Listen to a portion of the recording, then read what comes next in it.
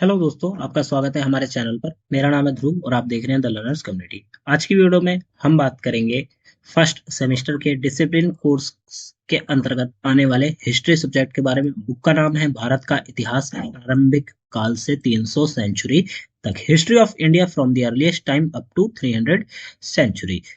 इस बुक में हम 3 यूनिट्स ऑलरेडी कवर अप करा चुके हैं। चौथी यूनिट ये हमारी चल रही है। चौथी यूनिट का पार्ट 2 ये वीडियो है। ठीक है, चौथी यूनिट का पार्ट 1 भी ऑलरेडी हमारे चैनल पर अवेलेबल है। सबसे पहले आप जाके उसे देखिए, उसके बाद आप पार्ट 2 को देखिए, बिकॉज पार्ट 1 के बाद ही पार्ट 2 है और कनेक्टेड है ये कहीं ना कहीं पॉइंट्स में, तो आपको ये देखना पड़ेगा। तो चलिए वीडियो को शुरू करते हैं, और अगर अभी तक आपने हमारा चैनल सब्सक्राइब नहीं किया तो प्लीज चैनल को सब्सक्राइब करें और वीडियो पूरा देखें। अगला टॉपिक है मैग्लिथ, महापाषाण का तात्पर्य। मैग्लिथ शब्द का अर्थ महान पत्थर या ग्रीक शब्द, मतलब जो महान पत्थर है मैग्लिथ का अर्थ। ठीक है, और ये ग्रीक शब्द मैगथ, मैगथ जो कि महान होता है, और लिथिस जिसका नाम पाषाण होता है, से लिया गया है। महापाषाण का प्रयोग स्मारकों के लिए किया जाता है जो बड़े पत्थर से बने होते हैं और विशेष रूप से समाधि, स्मारक या फिर धार्मिक अनुष्ठानों से जुड़े होते हैं। ठीक है, देखिए मैग्लिथ का मतलब होता है एक बड़ा महान पत्थर। ठीक है, और ये जो पत्थर होते हैं या फिर हम कहें जो महापाषाण होते हैं, इनका मेनली प्रयोग किया जाता है बड़ी बड़ी मतलब ऐसी जगह बनाने के लिए जो कि आम लोगों के लिए नहीं होती। ठीक है, या फिर वहां पे लोग आवास नहीं कर सकते। ठीक है, जैसे कि समाधियां हो गई, स्मारक हो गए, धर्म से रिलेटेड कोई अनुष्ठान की जगह हो गई। इसलिए यहाँ पे मैं जो महापाषाण पत्थर है इनका प्रयोग किया जाता है। ठीक है, महापाषाण का प्रयोग किया जाता है। ये संरचनाएं आमतौर पर आवासीय क्षेत्र से दूर कब्रिस्तान में पाई जाती हैं, जो उनके धार्मिक सांस्कृतिक महत्व को भी दर्शाती है। ठीक है, जैसा कि मैंने आपको बताया, ये जो महापाषाण की जो संरचनाएं हैं, जो स्ट्रक्चर है, ये मेनली आवासीय क्षेत्रों से दूर कब्रिस्तान जैसे क्षेत्रों में पाई जाती है, जो कि उनके धार्मिक और सांस्कृतिक महत्व को भी दर्शाता है। महापाषाण संरचनाओं में विभिन्न प्रकार के निर्माण शामिल हो सकते हैं। ठीक है, महापाषाण से रिलेटेड जो संरचनाएं हैं, अगर हम उनकी बात करते हैं तो हम देखेंगे यहाँ पे कि उसमें अलग अलग प्रकार की जो संरचनाएं हैं, निर्माण है, वो शामिल है। किस प्रकार के? पहले है सामूहिक समाधियां, ऐसी ऐसी जगह जहाँ पे कई सारे व्यक्तियों की एक साथ समाधि थी। ठीक है, और उसके बाद समय समय पे वहां पे समाधियां लगा दी गई, तो वो सामूहिक समाधि का जगह हो गया, वहां पे अवशेष एकत्रित होते हैं। फिर आता है अनुष्ठानिक स्मारक, मतलब अनुष्ठान, ऐसा जगह जहाँ पे अनुष्ठान, धर्म से रिलेटेड कोई काम किया जाता है। ठीक है, वो आवासीय जगह नहीं होती, परंतु वो अनुष्ठानिक स्मारक होता है।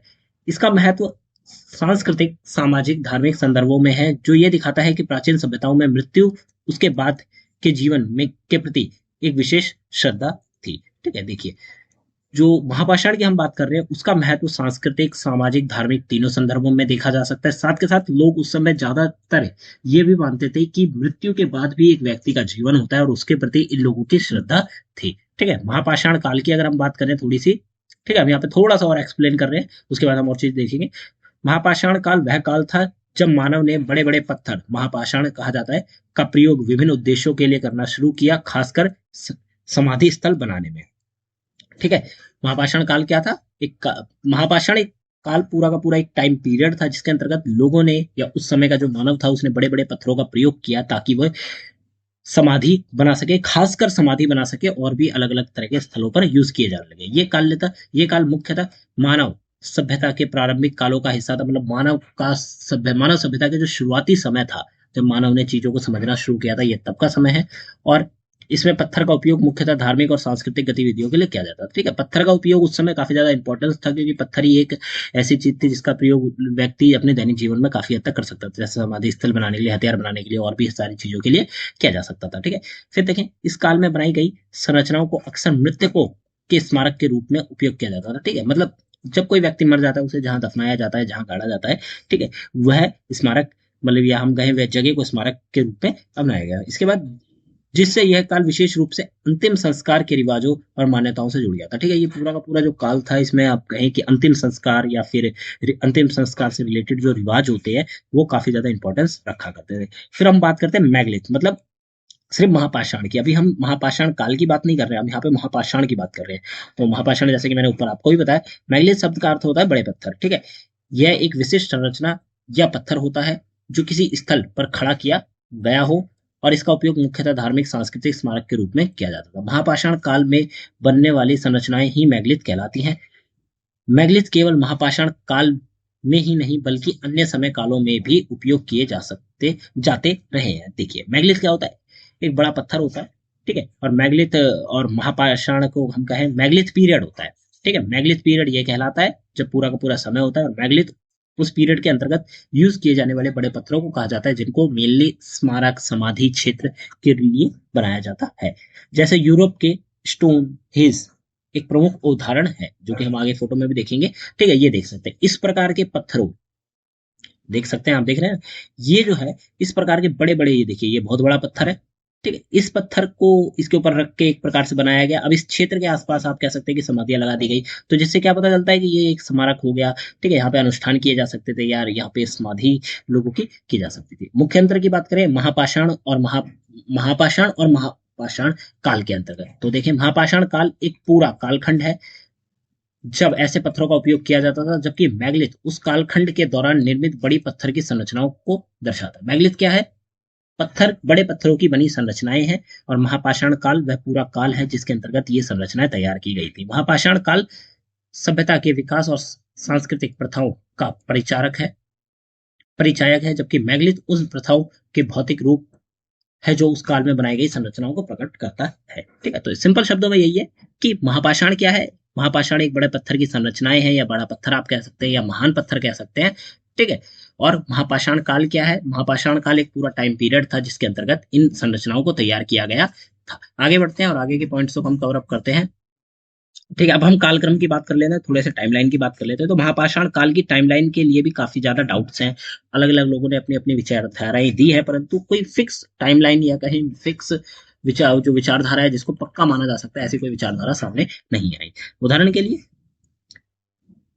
M H Krishna, R S पंचमुखी, G S धुर्य और पंचानन मित्रा, जो ये चार व्यक्ति हैं, इन्होंने ये बताया कि महापाषाण काल जो है इसे प्रगतिहासिक और अति प्राचीन संस्कृति माना है, लेकिन उनके तिथि निर्धारण को पुरातात्विक संदर्भों पर आधारित नहीं माना जा सकता, जिससे ये पुरातात्विदों ने इसे खंडन किया। देखिए जैसा कि मैंने आपको बताया कि कोई ऐसी पक्की चीज नहीं मिली जिससे पता चल सके कि हाँ महापाषाण काल जो था वो इस समय से लेकर इस समय के बीच का दौर था, ठीक है, ऐसी कोई भी चीज नहीं मिली। तो जो चार व्यक्तियों के मैंने आपको नाम बताए, ठीक है, M H कृष्णा और बाकी सारे, तो ये इन लोगों ने ये बताया कि महापाषाण काल का जो समय था वो प्रगतिहासिक था, मतलब इस समय के दौरान लोगों ने प्रगति करी, चीजों को समझा और अपना विकास किया था, और ये एक प्राचीन संस्कृति भी है।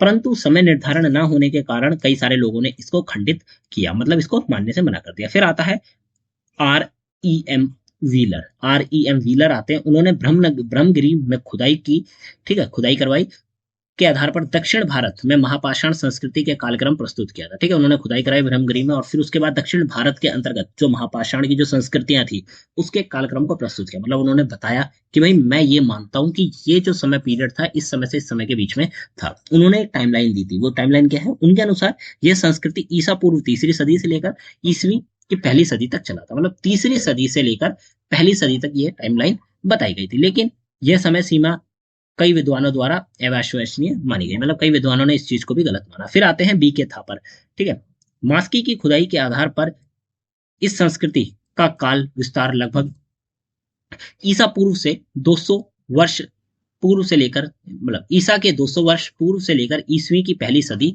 तक माना जाता है, ठीक है, मतलब ईसा पूर्व होने वाला था उससे 200 वर्ष पहले से लेकर हम कहें कि पहली सदी तक माना गया है, ठीक है। व्हीलर द्वारा निर्धारित तिथियों में इस तिथि के दोनों और एक सदी का फर्क भी युक्त संगत प्रतीत होता है, ठीक है, जो कि मैंने आपको ऊपर नाम बताया R M व्हीलर, इन्होंने जो टाइमलाइन बताई थी, और ये जो टाइमलाइन B K थापर द्वारा दी गई है, B K थापर की टाइमलाइन में आगे और पीछे अगर हम देखें तो एक एक सदी का फर्क है, किसके अकॉर्डिंग, R M व्हीलर के टाइमलाइन के द्वारा जो दिया गया था उसके अकॉर्डिंग। तो क्या माना गया कि कह सकते हैं कि हाँ ये मिलता जुलता टाइम है, पर पक्की डेट आज भी नहीं है। फिर दक्षिण भारत में महापाषाण कालीन संस्कृति के कार्यक्रम की समस्या का समाधान स्पष्ट नहीं हुआ, ठीक है, आज भी देखिए, आज भी हम पक्का नहीं बता सकते कि हाँ ये इससे लेकर इस समय तक ये चला था। रेडियो कार्बन, मतलब या कार्बन डेटिंग कहें, कार्बन डेटिंग जो प्रोसेस होता है जिसके अकॉर्डिंग हम किसी वस्तु का, कोई वस्तु किस समय में बनाई गई थी या कितने साल पुरानी है, कार्बन डेटिंग के अकॉर्डिंग पता चलता है, ठीक है। तो कार्बन डेटिंग की कमी के कारण यह कठिनाई उत्पन्न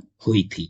फिर देखें हुलर के आवासीय स्थल से ईसा पूर्व 4000 से 4000 वर्ष की 44 कार्बन तिथियां हुई हैं, ठीक है। आप कहें कि हुलर के आवासीय स्तर, हुलर जो क्षेत्र था वहां जहाँ पे लोग बसते थे वहां के, देखिए तो 44 कार्बन डेटिंग करवाई गई, ठीक है, और वहां पे जो समय पता चला वो पता चला 40 जो सॉरी 4000 वर्ष पूर्व का। आगे देखिए दक्षिण भारतीय महापाषाण संस्कृति की अवधि को 4000 से 400 ईसा पूर्व के बीच माना जा सकता है। लोग हम ये कह सकते हैं कि हाँ हम इसके अकॉर्डिंग मान सकते हैं, ठीक है।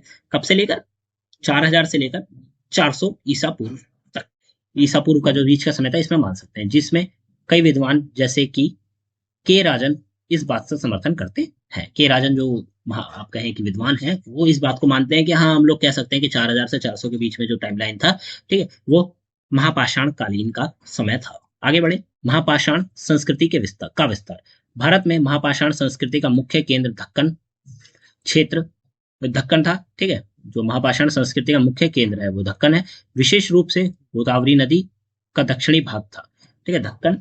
और विशेष रूप से हम कहें कि भाई महापाषाण की संस्कृति जहाँ पे प्रमुख थी, या हम कहें उसका प्योरली सेंटर वहां पे था, वो था गोदावरी नदी का दक्षिण भाग। हालांकि पश्चिम भारत, मध्य भारत और उत्तर भारत में कई स्थानों पर महापाषाण कालीन प्रारूप के बड़े पत्थर की संरचनाएं मिली है। कह सकते हैं हम लोग एक प्रकार से, ऐसा नहीं है कि भारत में केवल एक ही जगह पे महापाषाण काल का पूरा दौर चला, नहीं, बहुत बड़ा भारत है, बहुत बड़े भारत में अलग अलग जगहों पे कह सकते हैं देखने को मिला है। परंतु गोदावरी नदी का जो दक्षिण भाग था, ढक्कन का क्षेत्र आसपास, ठीक है, वो मेनली इंपॉर्टेंस रखता था। उसके बाद पश्चिम भारत, मध्य भारत और उत्तर भारत में भी स्थान मिले हैं जहां पे बड़े पत्थरों की संरचनाएं देखने को मिलती है, जैसे कि बिहार के सरायकेला, ठीक है, अल्मोड़ा जिला के देवधुर। उत्तर प्रदेश की बात करें, उत्तर प्रदेश में आगरा जिला के निकट खेड़ा, और नागपुर उत्तर प्रदेश में चंदा और बंद्रा जिला।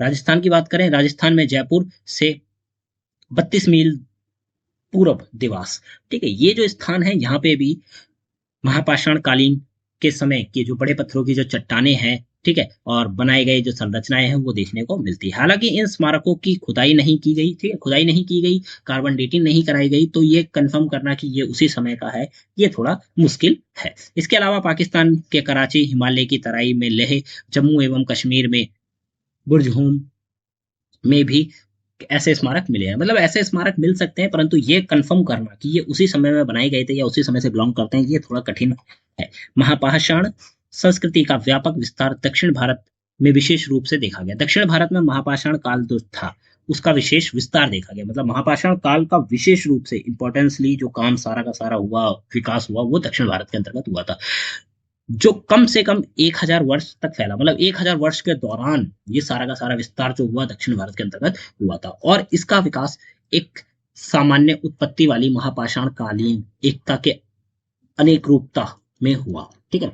और इसका जो विकास हुआ समान उत्पत्ति वाली महापाषाण कालीन एकता, मतलब हम कहें कि महापाषाण काल का जो समय था, ठीक है, उसमें जो एकता थी उसके अनेक रूपता के अकॉर्डिंग हुआ था। मतलब अलग अलग प्लेसेस पे भी हुआ, परंतु मेनली दक्षिण भारत में ज्यादा और बड़े स्तर पर हुआ था। बात करें आगे महापाषाण कालीन संस्कृति, दक्षिण भारत की लोहा युगीन संस्कृति। मतलब दक्षिण भारत में जो लोहे से रिलेटेड जो संस्कृति थी उसका विकास हुआ, किस प्रकार हुआ। अभी तक हम पढ़ रहे थे लोहे के आने से पहले पत्थर एक इंपॉर्टेंट रोल प्ले करता था हर चीज में, चट्टान घर बनाने के लिए, चट्टान बनाने के लिए, स्मारक बनाने के लिए, साथ के साथ औजार बनाने के लिए, हथियार बनाने के लिए। अब हम समय में आगे आते हैं, हमें देखने को मिलता है लोहा, ठीक है। अब लोहे को लोग समझने लगे थे। दक्षिण भारत में महापाषाण कालीन स्मारक लोहे युग की शुरुआत का संकेत देता है। यहाँ लोग लोहे का उपयोग करने लगे थे, जिससे ऐसे पत्थरों का उपकरण का उपयोग कम हो गया था, ठीक है। अब क्या हुआ था, पत्थर, अब जब लोगों ने लोहे को देखा, समझा कि लोहा पत्थर से ज्यादा क्या है, एक तो यूजफुल है, ठीक है, फिर लंबे समय तक चलने वाला भी है, घिसाई भी उसकी थोड़ी, हम कहें कि पत्थर के जैसे जल्दी नहीं घिस पाता है, ठीक है। तो क्या हुआ, पत्थर का उपकरण, जो पत्थर के द्वारा जो बनाए गए थे उपकरण, उनकी यूज कम हो गया और लोहे के बनाए उपकरणों का उपयोग ज्यादा हो गया। दक्षिण भारत में महापाषाण कालीन संस्कृति पूरी तरह से विकसित लोहा युगीन संस्कृति मानी जाती है, ठीक है। दक्षिण भारत में जो महापाषाण कालीन संस्कृति थी पहले पत्थर में थी, उसके बाद वो पूरी की पूरी तब्दील हो गई लोहे युगीन में, मतलब लोहे के युग में। यह उस समय की बात है जब लोगों ने इस धातु का उपयोग से होने वाली भारी लाभों को पूरी तरह से समझ लिया था, ठीक है। मतलब लोहे जो धातु है उसके उपयोग को पूरी तरह से लोगों ने समझ लिया था कि हाँ इस तरह से इसका इंपॉर्टेंस भी और इस तरह से ये यूजफुल भी है।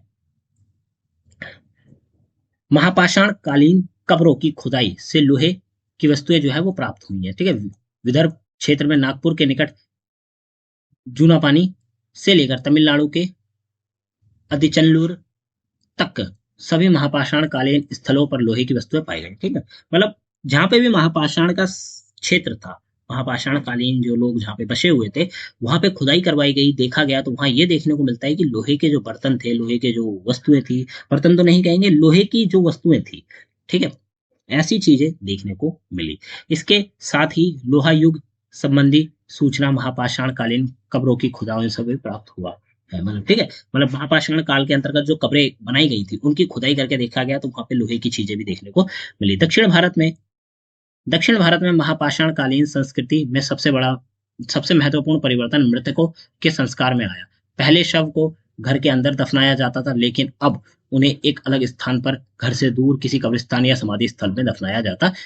ठीक है, अब देखिए संस्कृति में एक महत्वपूर्ण परिवर्तन आया था। परिवर्तन क्या था कि शुरुआत में जब ये महापाषाण काल का जब शुरुआत थी, ठीक है, स्टार्टिंग टाइम था, तो उस समय लोग क्या करते थे, अगर कोई गुजर जाता था तो उसे घर में ही दफना दिया करते थे। परंतु कुछ समय बाद लोगों को समझ आया कि ये करने से अच्छा है कि हम एक स्थान बना ले, ठीक है, जहाँ पे हम कहें कि कब्रिस्तान बना लें या फिर कोई स्मारक बना लें जहाँ पे हम सभी लोगों को दफनाएं। तो समय के साथ साथ आगे कब्रिस्तानों का निर्माण किया गया, समाधि स्थल बनाए गए, वहां पे इन लोगों को दफनाया गया। मृतकों के अवशेष संभवतः कुछ समय के लिए शरीर को खुले में रखकर संचित किए जाते थे और फिर उन्हें शिष्ट या पत्थर के ताबूत में रख दिया जाता था। ठीक है, क्या होता था शुरुआत में जब कोई व्यक्ति गुजर जाता था, ठीक है, तो अवशेषों के लिए क्या करते थे कि उसको कुछ समय खुले में रख देते थे, उसके बाद उसे एक पत्थर का ताबूत, पत्थर का एक डब्बा सा ताबूत कहे उसमें रखकर उन्हें दफना दिया जाता था। ये सिर्फ वृत्त संरचना वाले होते थे जिनके निर्माण के लिए योजना और समुदाय में आपसी सहयोग आवश्यक था। ठीक है, ये जो हम कहें जो शिष्ट थे, जो बनाए जाते थे पत्थर के ताबूत, ठीक है, इसके लिए हम इसके निर्माण के लिए एक तो योजना चाहिए थी और समुदाय मतलब मिल के लोगों को काम करना पड़ता था। संभवतः ये बड़े पाषाण है, मतलब बड़े पत्थर किसी व्यक्ति की मृत्यु से पहले योजनाबद्ध ढंग से तैयार किए जाते थे। कोई व्यक्ति मरता था उससे या मृत्यु होती थी उससे पहले इन पत्थरों को तैयार कर लिया जाता था योजना बनाकर कि हाँ इस हिसाब से इसको बनाया जाएगा, ये इसका स्ट्रक्चर होगा और इस हिसाब से इसे दफना दिया जाएगा। हमारा अगला टॉपिक है दक्षिण भारत के महापाषाणों का वर्गीकरण। मतलब दक्षिण भारत में जो महापाषाण के क्षेत्र मिले हैं या महापाषाण मिले हैं, बड़े बड़े पत्थर मिले हैं, उनके हम वर्गीकरण की बात करते हैं। ठीक है, तो वर्गीकरण भी यहाँ जरूरी है, ऐसा नहीं है कि सभी पत्थरों को एक ही तरह से बनाया गया था, एक ही स्ट्रक्चर था। ठीक है, तो इस चीज का वर्गीकरण करना भी एक आवश्यक चीज है।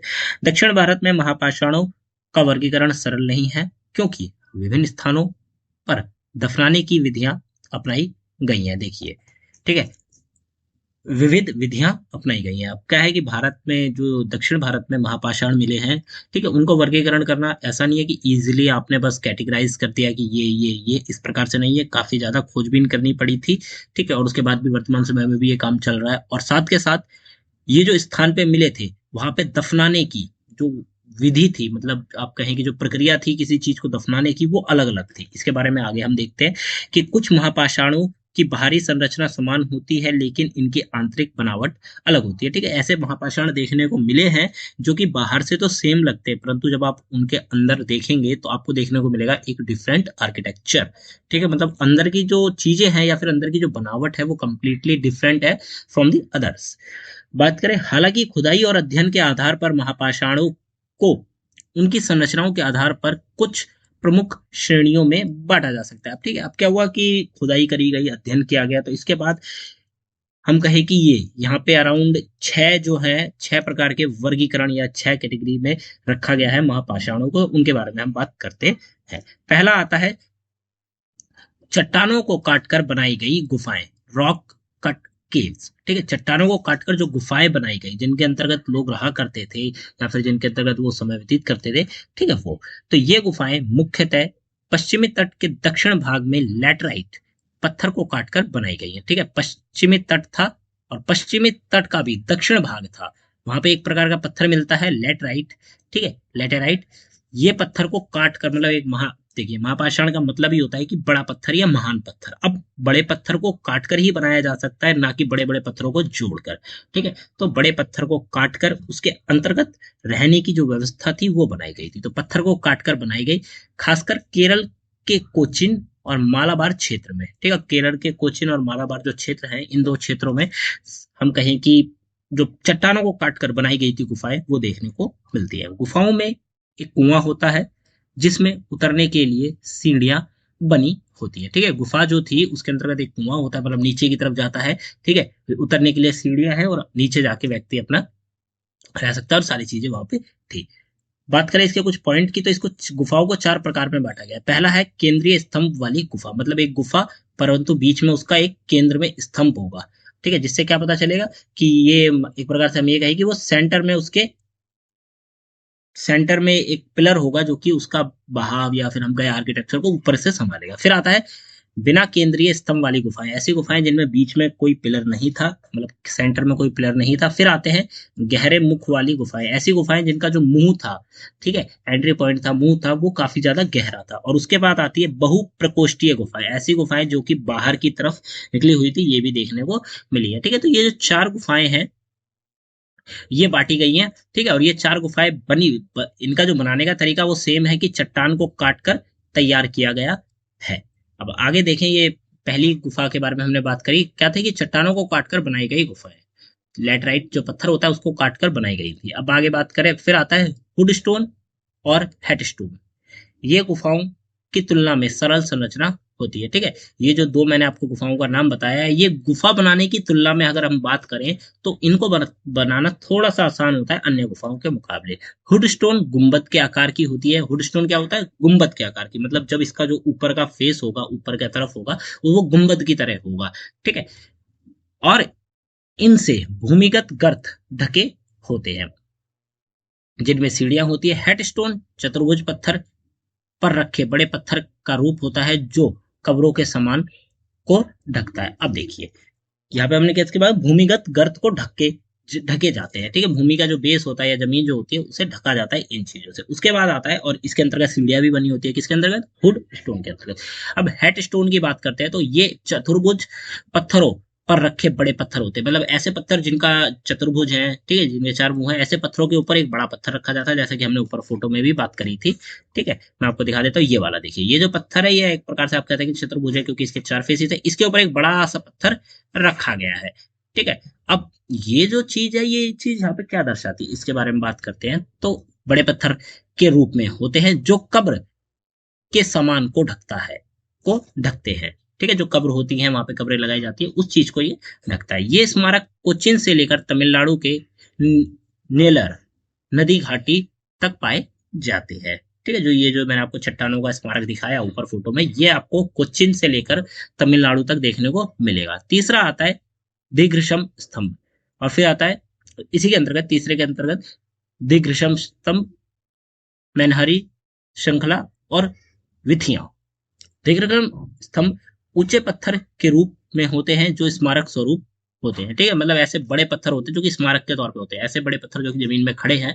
ठीक है, और एक प्रकार से हम ये कहें कि वो स्मारक भी होते हैं। स्मारक किस प्रकार के? ये वो पत्थर ये बताता है कि आसपास का क्षेत्र किस चीज का है। जैसे भाई कोई स्मारक हो गया, कोई धर्म अनुष्ठान रिलेटेड कोई जगह हो गई, तो वहां पे बीच में एक पत्थर लगाए, उसके आसपास का क्षेत्र धर्म अनुष्ठान का हो गया, या कब्रिस्तान जैसी चीजें। ठीक है, मैनहिर श्रृंखला में पत्थरों की एक दिशा विशिष्ट लाइन होती है। अब पत्थर खड़े हैं एक लाइन में, ठीक है, मतलब एक लाइन में पत्थर खड़े हैं, तो ये क्या हो जाता है? ये हो जाता है मैनहिर श्रृंखला। जबकि विथियां समानांतर पंक्तियों की व्यवस्था होती है, मतलब समानांतर, एक समानांतर हम कहें कि एक साइज की, ठीक है, जिनका जो हाइट है पूरा समानांतर वो बराबर है, और वो क्या है, पंक्तियों में लगे हैं, एक लाइन में लगे हुए हैं। तो इस प्रकार के भी 3 जो गुफाएं हैं, गुफाएं तो नहीं कहेंगे, हम यहाँ पे ओ पाषाण की बात कर रहे हैं, महापाषाण की, तो इस प्रकार के ये पत्थर हैं। फिर आता है गुम्बदनुमा कब्र। अब यहाँ पे कब्र की बात करें, ये कब्र कई खड़े पत्थर से बनी होती है जिनके ऊपर एक छत होती है। इनका निर्माण सीधे या संसाधित पत्थरों से किया जाता है। ये संरचना मुख्यतः चिंगलुपट और उसके आसपास मिलती है। अब देखिए, गुम्बद नुमा कब्र, ऐसी कब्र जिसके ऊपर आप कहें कि गुंबद सा बना हुआ है, ठीक है, डोम सा बना हुआ है इस प्रकार का। तो इनके ऊपर एक छत भी होती है। इनका निर्माण क्या किया जाता है? सीधे संसाधित पत्थरों से किया जाता है, सीधे पत्थरों से किया जाता है। जो पत्थर सीधे खड़े होते हैं, ऐसा नहीं है कि कहीं से निकले हुए हैं अलग अलग, या फिर उनका साइज ऊपर नीचे, नहीं, सीधे पत्थरों से किया जाता है। और ये मुख्यतः कहाँ देखने को मिलती है? ये आपको देखने को मिलेगी चिंगलूपट के आसपास के क्षेत्र में आपको देखने को मिलती है। फिर 5वां आता है स्तूपकार वृत्त।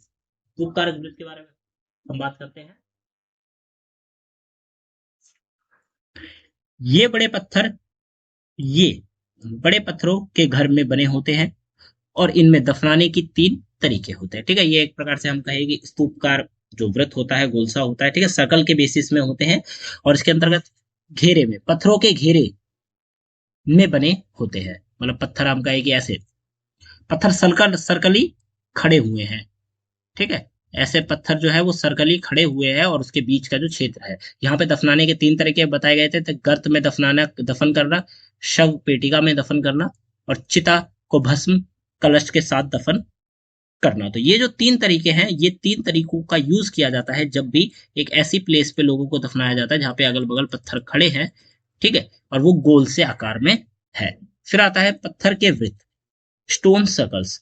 ये महापाषाण कालीन स्मारक हैं जो विभिन्न स्थानों पर मिलते हैं। ये दक्षिण भारत से लेकर नागपुर और उत्तर भारत के अन्य हिस्सों में भी पाए जाते हैं। ठीक है, ये महापाषाण कालीन मतलब महापाषाण जो काल था, पूरा का पूरा टाइम पीरियड था, उसके अंतर्गत ये स्मारक बनाए गए थे। ठीक है, और बने भी मिले हैं। तो और ये अलग अलग स्थानों पे मिले हैं। ये दक्षिण भारत से लेकर नागपुर और भारत, उत्तर भारत के अलग अलग हिस्सों में देखने को मिलते हैं। फिर आता है गर्त अंत्यविशिष्ट।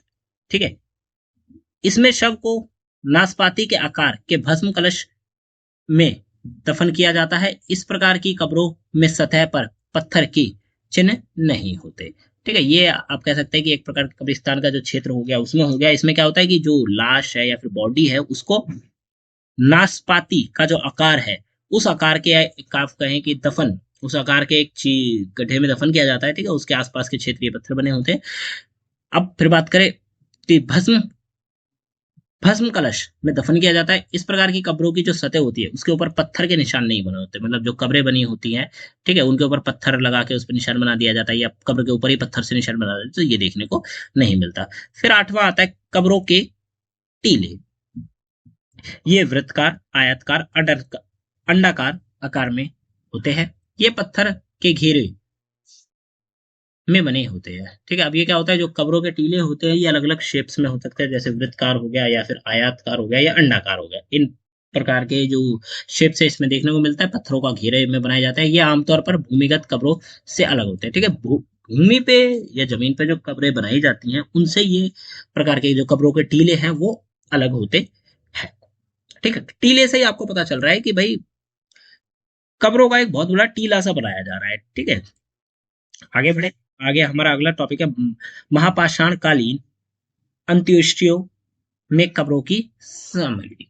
अब सब कब्रों की सामग्री के बारे में थोड़ी सी बात कर लेते हैं। महापाषाण कालीन काल में अंतिम संस्कार की प्रक्रिया में कब्रों के साथ रखे जाने वाले वस्त्र, उपकरण और अन्य सामग्री बहुत महत्वपूर्ण थे। अब देखिए, ये आपको पता होगा, ठीक है, मेनली आपने पुरानी बुक्स में भी पढ़ा होगा, अपने हिस्ट्री के रिलेटेड, कि पुराने समय में कब्रों को लेकर या फिर आफ्टर लाइफ, मृत्यु के बाद की जो जीवन था, उस चीज को देखते हुए लोगों की काफी ज्यादा भावनाएं थी। तो लोग क्या करते थे कि भाई किसी के गुजरने के बाद उसकी पसंदीदा चीजें या ऐसी चीजें जो कि उसके आफ्टर लाइफ में यूज हो सकती हैं उसकी कब्रों में रखते थे। मेनली लोग ये मानते थे कि भविष्य, मतलब इनके गुजरने के बाद जब ये इनकी आत्मा होगी, ठीक है, तो आगे इनकी आत्मा की ये चीजें काम आएंगी। तो इस प्रकार की लोग चीजें मानते थे। तो कब्रों में क्या क्या रखते थे, वस्त्र रखते थे, उपकरण रखते थे और अन्य सामग्री उसके अंतर्गत रखते थे। ये दर्शाता है कि उस समय के लोग मृत्यु के बाद, मतलब आफ्टर लाइफ का जो जीवन था, उसमें विश्वास करते हैं और इसीलिए मृतकों को उनकी आवश्यकता की वस्तुएं कब्र में दी जाती है। ठीक है, मतलब लोग मानते थे कि मृत्यु के बाद भी व्यक्ति का एक जीवन होता है और उस जीवन में उसको इन सारी चीजों की, जो कि हम कब्र में रख रहे हैं, जरूरत पड़ेगी,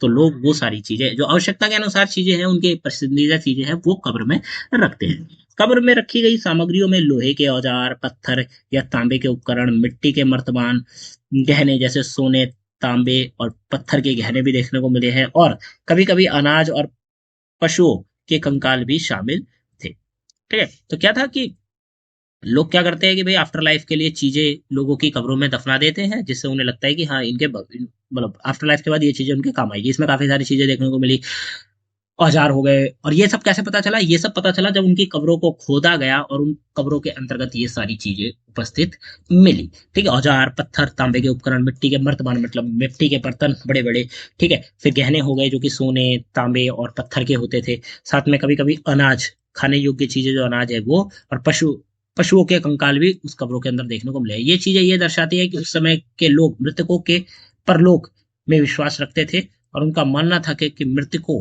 को इन वस्तुओं की जरूरत होगी। लोग ये मानते थे, जैसे मैंने आपको बताया, लोग ये मानते थे कि आफ्टर लाइफ भी एक जीवन होता है, मृत्यु के बाद भी व्यक्ति का एक जीवन होगा और उसको इन चीजों की जरूरत पड़ेगी।